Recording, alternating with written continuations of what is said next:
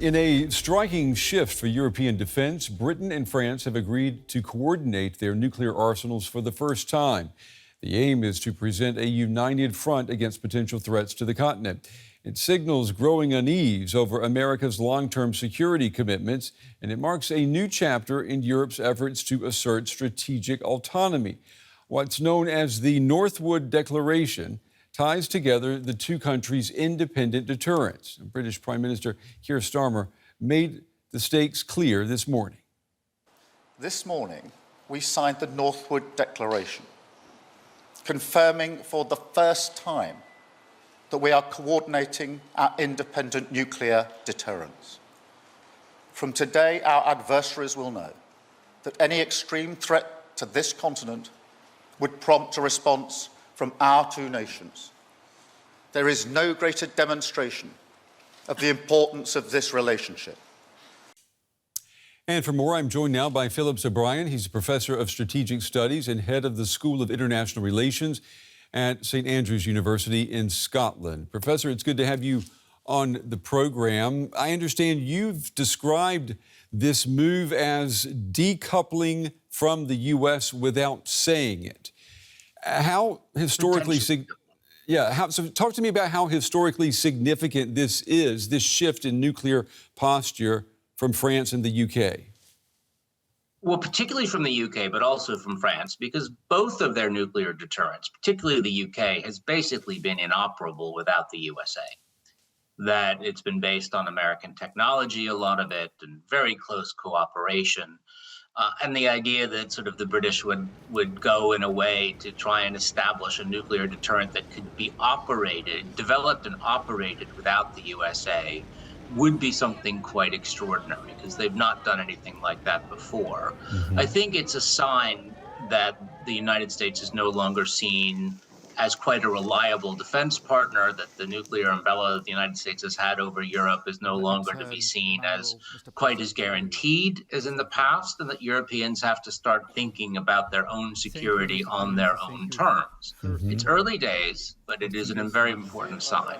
This shift, this paradigm shift that you're describing, how much does it have to do with a U.S. president named Donald Trump? Well, I mean, a great deal. I don't think we would have seen anything like this had Kamala Harris gotten elected. But I also think if they thought Trump was a two and done for second term, that they might not be going down this road.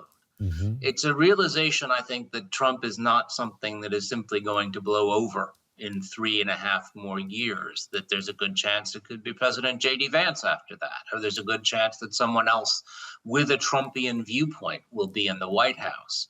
So I think it's a sign that they realize Trump, we might say, has legs, and the Trumpian populism could rule the United States in different forms for quite a while. Yeah, Trump has legs. That's a good way to describe it. France and the UK have had some level of nuclear cooperation since the Chequers Declaration, 1995. What makes this new declaration different? I mean, is it more symbolism, or are we talking about real operational integration here? Let's see. I mean, the fact that they're doing it is important. I think there are two things. Will this go to the development of a sort of a new age of European nuclear deterrence? Are we going to see that these two states are going to try together to develop a new deterrent? And they will have to in the coming years. They both rely on submarines that are going to be dated in a X number of years. So it's will this move to a development program? And crucially, will it mean that the two of them will, in a sense, extend their nuclear weapons over Europe in a coherent way? It will require a lot of work. You'll have to assure, say, the Baltics or Finland or Poland that the French and British nuclear deterrents actually cover them. And that would only be something that they would be convinced of if there was a robust command structure and some kind of guarantee that these weapons would be used to deter Russia from using their nuclear weapons on the Baltics and Poland. So I think there's a lot to go, and we have to be very careful from saying this represents a new era. But the fact that they're doing it represents an opening that could be a new era. I want to flesh that out just a little bit, Professor. What does coordinating nuclear deterrence, what does it actually look like in practice? That's a great question. We don't really know because really European states as a whole, and the British and the French primarily within them, have lived under American strategic dominance for now 80 years. Mm-hmm. And they haven't thought about their own security from their own points of view. They haven't thought of their own command structure. There has always been an American Supreme Allied Commander Europe, SACEUR. So the European states haven't really even bothered to think about how they would do this without an American big brother in some way standing over their shoulder. So now they have to do it, and it's a big task. And by the way, it has to extend not just beyond nuclear, it has to extend throughout a whole range of conventional capabilities. Europe has to come up with a command structure for its forces that works without the USA on the assumption the USA is not a reliable defense partner. The French president has invited other European states to take part in France's nuclear exercises. Do you see this as the start of a Euro deterrent involving more countries, or will this, are we talking about something that's going to remain a strictly Franco-British arrangement? See, I don't think in the long run that's feasible. Okay. I think that's what we are going to see now because that's what we have. The French and the British are the only states with nuclear weapons in Europe, and they have their own weapons and their own command structures.